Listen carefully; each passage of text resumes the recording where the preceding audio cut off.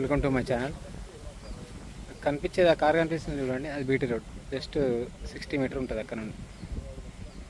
ఇది నక్షబాట్ అండి. మళ్ళీ ఇది వచ్చేసి 1 ఎకరు, ఒకటే ఎకరం అండి. 65 lakhs చెప్తున్నారు rate. Red side, west facing. మళ్ళీ టెంపుల్ నుంచి 5 కిలోమీటర్ డిస్టెన్స్ ఉంటుందండి. మనకు మెయిన్ రాజీవ్ రహదారి వచ్చేసి 4 కిలోమీటర్ డిస్టెన్స్ ఉంటుంది.